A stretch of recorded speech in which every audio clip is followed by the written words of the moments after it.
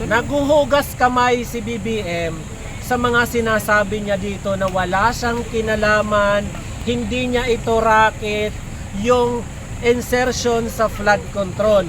Bakit nga ba nangyayari sa gobyerno natin ngayon? Bakit si Senator Marcoleta ang mas nauuna pang hulihin, kasuhan ng plunder at humaharap na siya ngayon sa kasong plunder?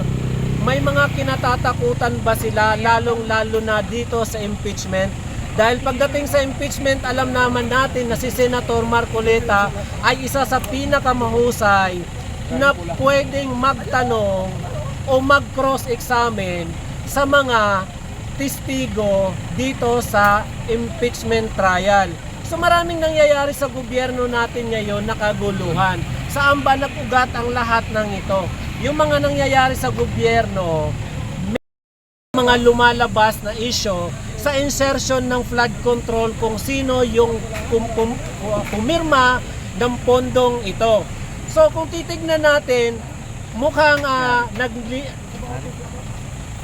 naguhugas kamay si BBM sa mga sinasabi niya dito na wala siyang kinalaman, hindi niya ito racket, yung insertion sa flood control.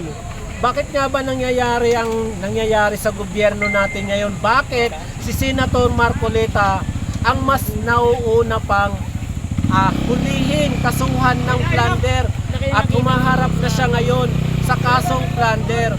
May mga kinatatakutan ba sila, lalong-lalo na dito sa impeachment?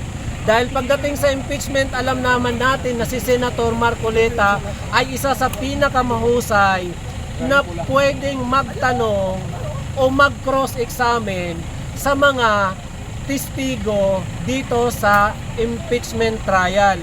So maraming nangyayari sa gobyerno natin ngayon na kaguluhan. Saan ba nag-ugat ang lahat ng ito? Yung mga nangyayari sa gobyerno, medyo hindi natin nakakitaan ng progreso. Walang solusyon dahil lumalalim lang ng lumalalim ang nangyayaring gulo sa Pilipinas. Nangyayari yung gulo na patuloy yung mga Pilipino ang nagiging sangkalan. Walang solusyon, patuloy lang tayong nahihirapan. Lagi nating tatandaan na bukas pagising natin si BBM pa rin ang presidente. Bago tayo matulog, si BBM pa rin ang presidente. So ang problema natin ngayon, kinabukasan, dahil si BBM pa rin ang presidente, panibagong problema na dadagdagan lang. May baha pa rin. May baha pa rin. So kung mayroong baha pa rin, ano po yung solusyon? Tanggalin na si BBM. Mamaya sir, interviewin ka namin. Kaya tuloy sir. Kung may baha pa rin, ano ang solusyon? May solusyon naman sa baha. 'Di ba? Sinasabi nga ni Secretary Claire Castro na maraming nagawa si BBM sa loob ng isang taon. Maka-4 na taon na si BBM, magli-5 taon na si BBM. May mga nagawa na ba siya? Ano-ano na ba yung mga nagawa niya para sabihin ni Claire Castro na marami nang nagawa? Sa totoo lang, ang solusyon sa baha, dapat bumaba si BBM. Kasi pag bumaba si BBM, makikita natin ang solusyon sa baha. Dahil magkakaroon tayo ng panibagong administrasyon na matututukan ang mga pangunahing problema ng sambayanang Pilipino. So reaction niyo po sa paghuli ngayon kay Senator Marcoleta? Yung nangyayari ngayon kung bakit si Senator Marcoleta ang nauna pang kasuhan, ang nauna pang hulihin, samantalang noong sinabi ni GC, ang ating tagapagligtas ng mga kurakot na si Jesus Crispin, na may mga kaso na dapat si Villanueva, si Martin Romualdez at si Chis Escudero, bakit mas nauna pang makukulong ngayon ang isang senador na kinokondena at nagpupursige para magkaroon ng transparency at accountability ang issue sa flood control? Okay. Sir, pangalan niyo po sir? Pangalan niyo po? Puntahan niyo po ako, Kuya Waray pala. Isang waray-waray na may prinsipyo na ninindigan laban sa bayan. Hindi po tayo lumalaban sa gobyerno, tayo po ay lumalaban sa korupsyon. Sir, message niyo po kay VP Sara Duterte kung Para po sa ating mahal na Vice Presidente, ang sabi nga, ang taong matatag, ang taong may prinsipyo, mayroon ipinaglalaban. At ang pinaglalaban niya ay ang taong bayan. Kaya sa bandang huli, malalaman din ang katotohanan. At ang taong lumalaban, may panalo tayo dito. Sir, sa tingin ho ninyo, gagawin ho nila ang lahat para lang ma-impeach si VP Sara?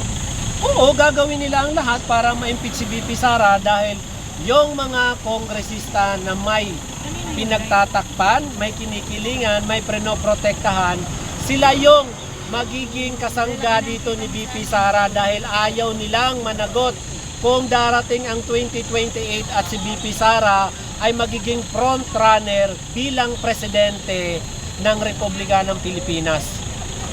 Tingin mo ma-impeach ano kaya si Sara ka-impeach? yan maganda eh. Si VP Sara may impeach? Sa paniniwala ko, hindi. Dahil sa impeachment trial, dito makikita natin ang bloodbath. Sa opinion ng COA, 4 years consecutive, 5 years consecutive na unmodified opinion ng COA. Ibig sabihin, walang korupsyon sa administrasyon ni VP Sara. Paano kayo nakakasiguro gayong bendalo nga? Kahit pa may bendalo, kung yung mga senator judge ay tatayo ang prinsipyo para sa katotohanan at magbabase sa ebidensya, ang magiging hatol kay VP Sara ay not guilty. Yun po ang sigurado natin. Okay. Sir, pero kung sakasakali, halimbawa, bendalo ho nila. Kasi may mga ilan nagsasabi pwede na 15 to convict. So ngayon, kung sakasakali ho, halimbawa lang naman kung mangyari na ma-impeach si VP Sara, ano yung magiging epekto nito sa Pilipinas? Mayroon pa tayong pag-asa dahil andyan pa ang Supreme Court. Sila po ang magdidesisyon tungkol dito sa butuhan ng mga senador na kung pwede bang gawin 15, gawin bang 14. Basta lagi nating tatandaan na ang 13 ay pwedeng mag-plea ng not guilty, pero ang siyam ay pwedeng mag-plea ng guilty. Yun po ang opinion ng isang abogado o ng isang dating Supreme Court judge. So yun lang mga kababayan, lagi natin tatandaan na yung mga nangyayari sa gobyerno natin ngayon, ito yung tinatawag natin nung simula pa lang at naririnig natin kay Tatay Digong na ang presidente natin ay weak leader. Kabilaan ang sitwasyon, kabilaan ang gulo, yung nangyayari sa politika at yung nangyayari sa gobyerno ngayon. Lahat ng estado, lahat ng sangay ng gobyerno magulo dahil yung presidente natin laging may tama.